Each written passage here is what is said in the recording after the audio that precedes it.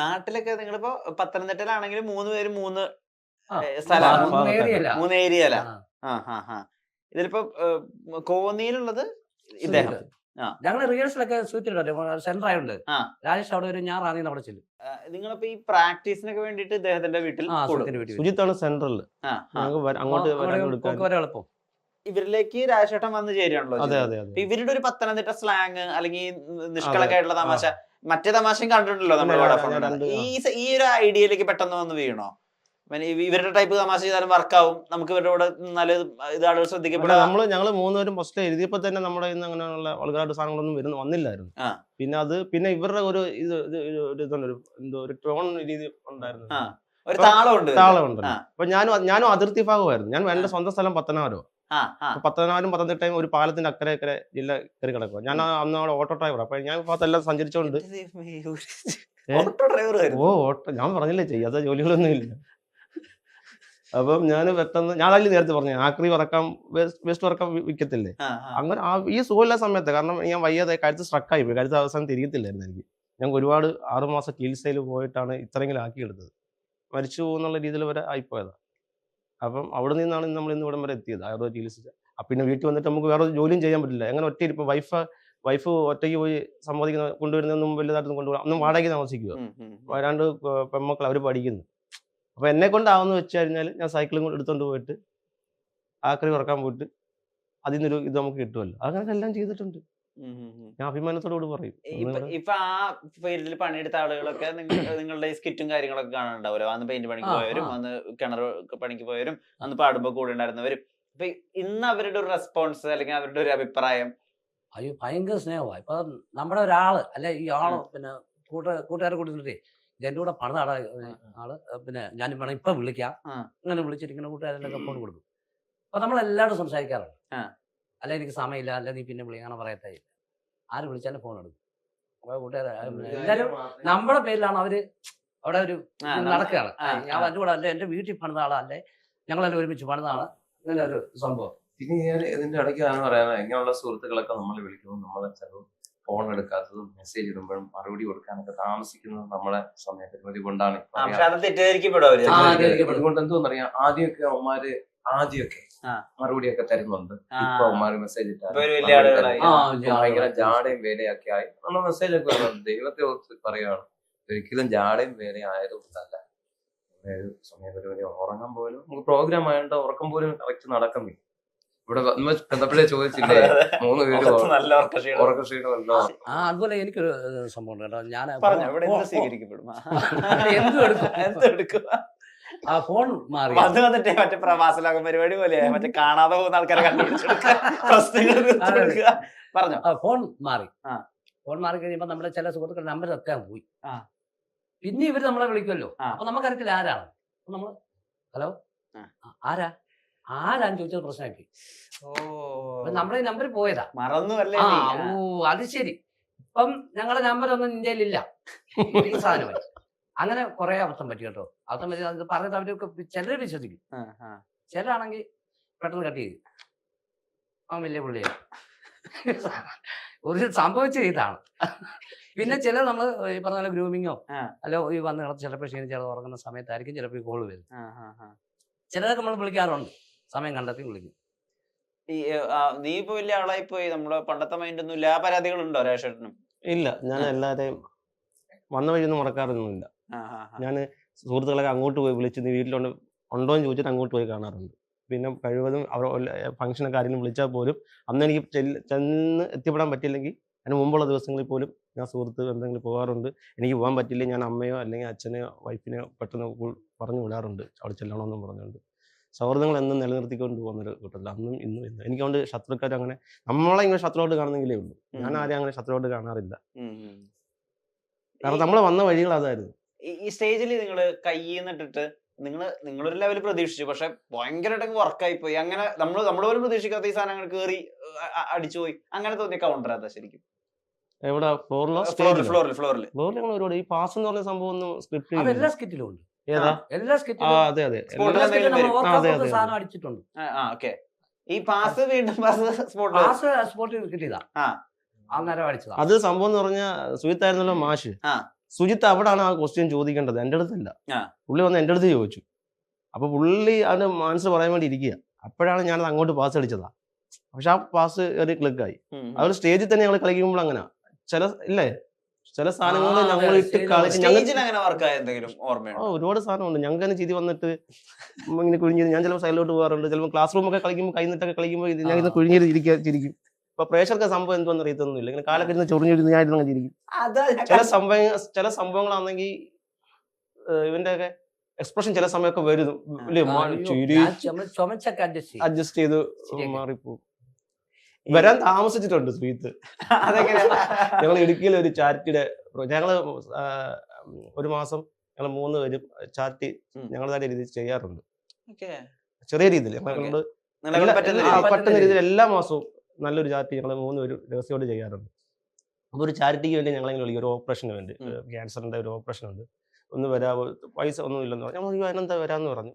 ഞങ്ങൾ അവിടെ ചെന്ന് അവിടെ പ്രോഗ്രാം നടന്നുകൊണ്ടിരിക്കുക. അപ്പം ഓപ്പൺ സ്റ്റേജ്, ഒരു തട്ട് മാത്രം ഇതുപോലെ കെട്ടിയിട്ടിരിക്കുക. അപ്പൊ അതിനോട് ഒരു പേര ഇങ്ങനെ വളർന്നു കിടക്കുന്നു. അപ്പൊ ഞങ്ങൾ 2 കൗണ്ടർ അടിച്ച് മൂന്നാമത്തെ കൗണ്ടറിന് സാറ് കയറി വരണം. അപ്പൊ ഞാൻ 3 കൗണ്ടറും കഴിഞ്ഞു, സാറ് വരുന്നില്ല. സൈഡ് വെച്ച് നോക്കിയപ്പോൾ അവിടെ പേരയിലേക്കകത്ത് ഇങ്ങനെ അതും പറിച്ചോണ്ട് ഇങ്ങനെ ഇരിക്കുന്നവൻ. പിന്നെ സാറ് വന്നില്ല. അന്നേരം ഇങ്ങനെ മൈൻഡ് വിട്ട് പോയിട്ട് നിൽക്കുക. ഞങ്ങള് ഇടയ്ക്ക് എത്ര വട്ടം മൈൻഡ് വിട്ടു പോകും. വേറെ ചിന്തയിലൊക്കെ പോകും. അത് ഫ്ലോറിലാണ് സ്കിറ്റ് കളിച്ചോണ്ടിരിക്കണമൊന്നും വരുന്നില്ല. ചില കൗണ്ടറിൽ അടിക്കണമെങ്കിൽ ഇവൻ പറയത്തുമില്ല. ഇവൻ പറഞ്ഞാൽ ഞങ്ങൾക്ക് കളിക്കാൻ പറ്റും. ഇയാളെന്നേരം ഞങ്ങൾ കളിക്കുമ്പോൾ ഞങ്ങളുടെ കളി കണ്ടോണ്ട് അങ്ങനെ ഇങ്ങനെ നിൽക്കും പുള്ളിക്കാരൻ. അടുത്ത കൗണ്ടർ അടിക്കണമേ, അടിക്കൂല. അപ്പൊ പിന്നെ പുള്ളിക്കാരൻ കയറിയും കളിക്കും. വേറെ അടുത്ത് പറഞ്ഞു കയറും. അന്നേരം സുജിത്തിന് ബോധത ഉണ്ടായി, ഇത് ഞാൻ പറയണമല്ലോ. പിന്നെ ആ കളഞ്ഞ സാധനം കയറി പിടിക്കാൻ പോകും. അപ്പൊ നമ്മുടെ ഇത് മൊത്തത്തിൽ പോകും. അങ്ങനെ മൈൻഡ് കിട്ടുമോ? അത് എന്താന്ന് ഇപ്പോഴും അറിയത്തില്ല.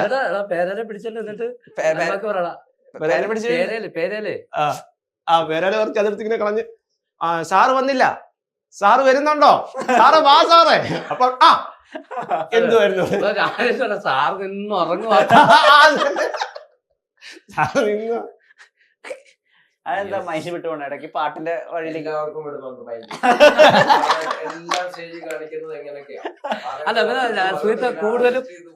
കൂടുതൽ റിഹേഴ്സലിനെ ഉള്ളു കേട്ടോ. റിഹേഴ്സലാണ് കൂടുതലും. ഞങ്ങൾ കളിച്ചോണ്ടിരിക്കുന്ന സമയത്ത് കണ്ടോണ്ടായിരിക്കും. ഞങ്ങൾ രണ്ടും കളി കണ്ടോണ്ടിരിക്കും. ഇപ്പം വരേണ്ട സമയം ആശ്രയിച്ചങ്ങനെ ഇരിക്കുക. പിന്നെ വേറെ സംഭവമുണ്ട് സുഹൃത്തിനെ സംബന്ധിച്ചിടത്തോളം.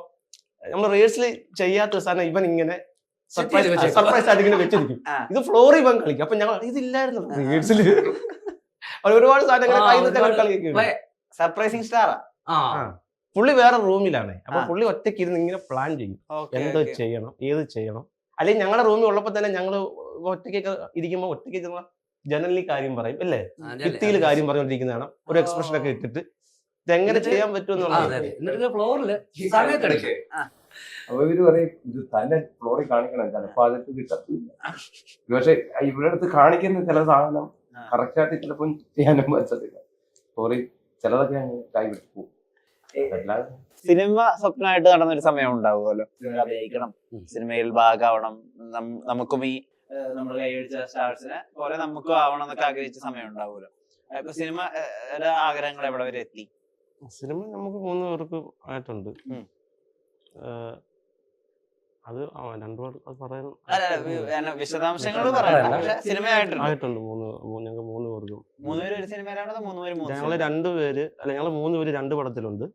ഞാൻ ഒറ്റയ്ക്ക് മറ്റേ ആവേശത്തിലെ ഡയറക്ടർ ജിത്തു മാധവ് മോഹൻലാൽ കൂട്ടുകെട്ട് പടത്തിൽ നല്ലൊരു വേഷം. അത് ആഗസ്റ്റിലാണ് എന്റെ വേഷം. ഈ നമ്മള് സിനിമയിൽ അഭിനയിക്കുന്ന സമയത്തെ ഈ തിരിച്ച് സിനിമയിലൊരു നന്നായി വർക്ക് കഴിഞ്ഞ സ്റ്റേജിലേക്ക് അവർ തിരിച്ചു പോകുന്നത് കണ്ടിട്ടില്ല. നിങ്ങൾ സ്റ്റേജിനെ മറക്കുവോ? ഇല്ല, വന്ന വഴി മറക്കത്തില്ല. നമ്മൾ ഇതുവരെയും സ്റ്റേജ് എന്തെന്ന് അറിഞ്ഞുകൊണ്ടിരിക്കുന്നേ ഉള്ളൂ. സത്യം നമ്മളൊന്നും ആയിട്ടില്ലല്ലോ.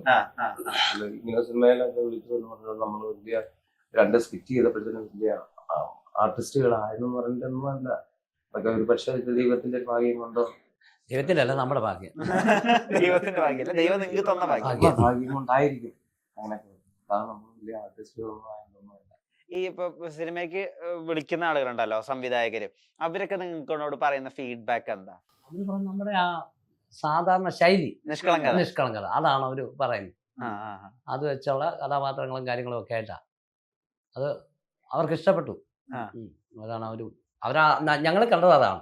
അതുപോലെ ഒരു പ്രൊഡ്യൂസർ ഞങ്ങൾക്ക് നമ്മുടെ സ്ക്രിപ്റ്റ് വേണമെന്നും പറഞ്ഞുകൊണ്ട് സിനിമയാക്കാൻ വേണ്ടി പുള്ളി ഞങ്ങൾ നമ്മുടെ എഴുതണം. മറവത്തൂർ കനവ് ആ. പ്രൊഡ്യൂസ് ചെയ്ത പുള്ളിയാ. പിന്നെ പുള്ളി ഇപ്പോഴും റഷ്യാദേരി വൈദ്യുതി അങ്ങനെ കുറെ പടം പുള്ളി ഞാൻ തിരക്കി എനിക്ക് മറ്റേ കടയുണ്ടല്ലോ പൊടിമുച്ചന്റെ ചായക്കട അവിടെ വന്നിട്ട് നമ്പർ മേടിച്ചിട്ട് ഞങ്ങൾ 3 പേര് വന്ന് അടൂർ വീട്ടിലുണ്ടെന്ന് പറഞ്ഞിട്ട് പുള്ളി അവിടെ വന്ന് അവിടെ കണ്ട്. അപ്പൊ പുള്ളിക്കൊരു സബ്ജക്ട് വേണം, നാടൻ കഥ വേണം. അത് അപ്പൊ നമ്മൾ പറഞ്ഞു നമുക്ക് അതിനെക്കുറിച്ചൊന്നും അറിയത്തില്ല. സിനിമ എഴുതാൻ അറിയില്ല. ഷോർട്ട് ഫിലിമിന്റെ സ്ക്രിപ്റ്റും സിനിമ എന്ന് പറഞ്ഞാൽ നല്ല അന്തരം ഉണ്ടല്ലോ. അപ്പൊ പുള്ളി പറഞ്ഞു നിങ്ങളെ കൊണ്ട് പറ്റും, അത് നിങ്ങൾ എത്ര നാളെടുത്താലും മതി എന്ന് പറഞ്ഞിട്ട് പുള്ളി പോയിട്ട് പുള്ളി ഒരു തുക ഞങ്ങൾക്ക് അഡ്വാൻസ് ഇട്ട് തന്നു. പുള്ളി കഴിഞ്ഞ ഇടയ്ക്കും വിളിച്ച് അപ്പോഴും ഞങ്ങൾ പറഞ്ഞു ഇതിലെ തിരക്ക് കുഴപ്പമില്ല, പതുക്കെ മതി, നിങ്ങൾ നിന്ന് തന്നെ സാധനം മതി, അത് പതുക്കെ മതി എന്ന് പറഞ്ഞു. അപ്പൊ അങ്ങനെയൊക്കെ ഒരു നാൾ കഥ ഇങ്ങനെ നമ്മൾ സ്ക്രിപ്റ്റ് ഒക്കെ ചെയ്യുന്ന സമയത്ത് എങ്ങനെ ആരെ പോയി കാണണം, എന്ത് ചെയ്യാൻ പറ്റും എന്നൊക്കെ ചിന്തിച്ച് നടന്ന് സിനിമയിൽ എങ്ങനെ കയറണം എന്നൊക്കെ അലഞ്ഞു നടന്ന സംഭവം. ഇതിപ്പോ നമ്മളെ തേടി ഇങ്ങോട്ടൊക്കെ വരുമ്പോൾ എന്ന് പറയുമ്പോഴത്തേന് പറഞ്ഞറിയിക്കാൻ പറ്റാത്ത സന്തോഷവും. സാറ് എന്നെ വിളിച്ചത് നമ്മുടെ ജീവയല്ലേ ആങ്കർ, പുള്ളിയാണ് എന്നെ ആദ്യം വിളിച്ചത്. എന്നെ വിളിച്ചത് രാജേഷ് ബ്രോ അടിപൊളി ഒരു ലുക്ക് വന്നിട്ടുണ്ടെന്ന് പറഞ്ഞു. അപ്പൊ പുള്ളി ഇടയ്ക്ക് ഞങ്ങൾ ഗൾഫ് ഷോയുടെ കാര്യമൊക്കെ ഞങ്ങൾ 3 പേര് പറഞ്ഞു. അപ്പൊ ഞാൻ പറഞ്ഞു ഗൾഫിൽ പോകുന്ന കൊണ്ടാണോ? അല്ലല്ല, ജിത്തു മാധവ് വിളിക്കും എന്ന് പറഞ്ഞു. അപ്പൊ ജിത്തു മാധവ് ആരാണെന്ന് എനിക്ക് അന്നേരം അറിയത്തില്ല, കാരണം പടം കണ്ടിട്ട് ഒരുപാട് നാളായി. അപ്പൊ അത് ആവേശിന്റെ ഡയറക്ടറാണ്, വിളിക്കും, ഞാൻ നമ്പർ കൊടുത്തിട്ടുണ്ടെന്ന് പറഞ്ഞു. ശരി എന്ന് പറഞ്ഞു. അപ്പൊ എന്റെ സുഹൃത്ത് വന്നു, പുള്ളി എടുത്ത് പറഞ്ഞു ജിത്തു മാധവ് എന്ന് പറഞ്ഞ് ഡയറക്ടർ വിളിക്കുന്നു പറഞ്ഞു. ആരാ? അപ്പൊ ഉടനെ എനിക്ക് ഗൂഗിൾ അപ്പൊ അന്നേരം പറഞ്ഞു ജിത്തു മാധവനാണ്, ആണെന്ന് അറിയത്തില്ല, ആവേശിന്റെ ഡയറക്ടർ. ഞാൻ പറഞ്ഞു എനിക്ക് അറിയില്ല, കണ്ടറിയായിരിക്കും പേര്. അപ്പൊ പുള്ളി കണ്ടപ്പോ എനിക്ക് അറിയാം. അയ്യോ, ഞാൻ പറഞ്ഞു അയ്യോ ആണോ ഈ സാർ വിളിക്കോ പറഞ്ഞ് നിന്ന് ഒരു 10-15 മിനിറ്റ് പുള്ളി എന്നെ വിളിച്ചു. ഞാൻ ജിത്തു മാധവാണ്. ഞാൻ പറയൂ നമസ്കാരം സാറേ എന്നൊക്കെ പറഞ്ഞു. അപ്പൊ എന്നാണ് എറണാകുളത്ത് വരുന്നത് അന്ന് എന്നെ ഒന്ന് കാണണമെന്ന് പറഞ്ഞു. അപ്പൊ എനിക്ക് ഇവിടെ വരേണ്ടത് പിന്നെ 2 ദിവസം കഴിഞ്ഞ് വന്നു. പക്ഷെ ഞാൻ പിറ്റേ ദിവസം രാവിലെ തന്നെ അവിടെ നിന്ന് വണ്ടി കയറി ഇവിടെ വന്നിട്ട് പറഞ്ഞു സാറേ ഞാൻ ഇവിടെ ഉണ്ട്, അല്ലെങ്കിൽ 2 ദിവസം കഴിഞ്ഞ് വരുത്തോളം എന്ന് പറഞ്ഞു. ഞാൻ പറഞ്ഞു അല്ല ഞാൻ വന്നാലും കാണാമെന്ന് പറയുമ്പോൾ സാറ് നേരം പൈങ്കിളിയുടെ ഡബ്ബിങ് അടക്കം സ്റ്റുഡിയോയിൽ എന്നിട്ട് അങ്ങോട്ട് വരാൻ പറഞ്ഞു. അവിടെ ചെന്നു കയറിയിരിക്കുക. രാജേഷേട്ടാന്ന് വിളിച്ച രാജേഷേട്ട വരാൻ പറഞ്ഞിരിക്കാൻ പറഞ്ഞു. വീട്ടിലെ കാര്യങ്ങളും മറ്റേ നമ്മളെ ഇതൊക്കെ കോമഡിയോ കണ്ട കാര്യങ്ങളൊക്കെ പറഞ്ഞ് സിനിമയുടെ സബ്ജക്റ്റ് എൻ്റെ ഇത് പറഞ്ഞു, ഇന്നാണെന്നൊക്കെ പറഞ്ഞു. അപ്പൊ ഞാൻ ചോദിച്ചു ഇത് സംഭവം ഓക്കെ ആണോ, അതോ ഞാൻ സ്വപ്നങ്ങളൊന്നും അറിയത്തില്ല. രാജേഷേട്ട ഓക്കെ ആണെന്നൊക്കെ പറഞ്ഞ് ഞാൻ അന്നേരം പോയി. പിന്നെ ഒരു 2 ആഴ്ചത്തെ 3 ആഴ്ചത്തെ വിളിയും പറച്ചിലൊന്നും ഇല്ല. പിന്നെ നമ്മൾ വെച്ചത് ഇല്ല. പുള്ളി കഴിഞ്ഞ ആഴ്ച എന്നെ പിന്നെയും വിളിച്ചു, ജിമ്മിൽ പോകണം, വർക്കിങ്ങിന് പോകണമെന്ന് പറഞ്ഞു, ഇച്ചിരി തടിയൊക്കെ വെക്കണമെന്ന് പറഞ്ഞു. അപ്പം നമുക്ക് ഉറപ്പായി ഓൾറെഡി നമ്മളിതിനകത്ത് ഉണ്ടെന്നുള്ളത്. ഇതൊക്കെ നമുക്ക് ഏതായാലും അതും പ്രത്യേകിച്ച് ലാലേട്ട ഒക്കെ കിട്ടുമെന്ന് പറയുമ്പോൾ ഭയങ്കര സന്തോഷമല്ലേ. നമ്മള് മോഹൻലാൽ മമ്മൂട്ടിയൊക്കെ ദൈവത്തെ പോലെ പോലെ കണ്ടുകൊണ്ട് നടന്നതല്ലേ. വലിയ സന്തോഷം. ഡെഫിനറ്റ്ലി സിനിമ നിങ്ങളെ വിളിക്കട്ടെ. സിനിമയ്ക്കും നിങ്ങളുടെ നിഷ്കളങ്കമായിട്ടുള്ള ഹാസ്യമുണ്ടല്ലോ, അത് എന്തായാലും ആവശ്യമുണ്ട്. അൾട്ടിമേറ്റ്ലി നിങ്ങൾ നല്ല മനുഷ്യരാണെന്ന് തോന്നുന്നു എനിക്ക് സംസാരിച്ചപ്പോഴൊക്കെ. എനിക്ക് ഇത്രയും നിഷ്കളങ്കമായിട്ട് കലയെ അങ്ങനെ ആഗ്രഹിച്ച 3 ആൾക്കാരെ കണ്ടിട്ട് കുറേയായി. അപ്പൊ ആ ഭാഗ്യം ഒരുപാട് അടുത്ത അവാർഡിന് വന്ന നമ്മള് 3 പേരല്ലേ, ഒരുപാട് ഓഡീഷൻ പങ്കെടുത്തിട്ടില്ലേ നിങ്ങള്? സിനിമയുടെ അല്ലല്ല ചാനൽ ഓഡീഷന് വന്നിട്ട് സെലക്ട് ആകാതെ പോയിട്ടുണ്ട്. കാരണം നമ്മളെ ഈ ഒരു ഫീൽഡ് ഇതല്ലാഞ്ഞുകൊണ്ട് പിന്നെ നമ്മുടെ സമയം ഇപ്പോഴാ തെളിഞ്ഞെന്നാണ് നമ്മുടെ ഒരു വിശ്വാസം. എത്ര ഓഡീഷന് വേണ്ടി റിജക്ട് ആയിട്ടുണ്ട്? അല്ല പോയി വന്നിട്ടുണ്ട്, നമ്മൾ വിജയിച്ചിട്ടില്ല. ഓഡീഷൻ വിട്ട് സെലക്ട് ആയിട്ടുണ്ട്. നമ്മൾ ഉദ്ദേശിച്ച രീതിയിലേ ക്ലിക്കായി. ഒരു എപ്പിസോഡൊക്കെ ചെയ്തിട്ടല്ലേ? 1-2 ഒക്കെ ചെയ്തിട്ട് പോയിട്ടുണ്ട്. എല്ലാത്തിനും അതിന്റെ സമയം. പിന്നെ ഫാമിലി നല്ല സപ്പോർട്ടാണ് വീട്ടിലേ. എന്ന് പറഞ്ഞാലും മകള് +2 പഠിക്കുന്നു, മകൻ +1 പഠിക്കുന്നു. പിന്നെ വൈഫുണ്ട്, അവര് 3 തനിച്ചാക്കിയാണ് ഞാനിവിടെ നിൽക്കുന്നത്. അപ്പോൾ അവരൊരു നല്ലൊരു സപ്പോർട്ട് നമ്മുടെ ഫാമിലിയുടെ ഭാഗത്തുനിന്നുണ്ട്. ചേട്ടന്മാരായാലും പിന്നെ ദൈവത്തിൻ്റെ അനുഗ്രഹവും ഇത്ര ഉള്ളത് കൊണ്ടാണ് നമ്മൾ. പിന്നെ പ്രേക്ഷകരുടെ സപ്പോർട്ടും സ്നേഹവും അത് ഭയങ്കര, അത് പറയാതിരിക്കാൻ വയ്യ.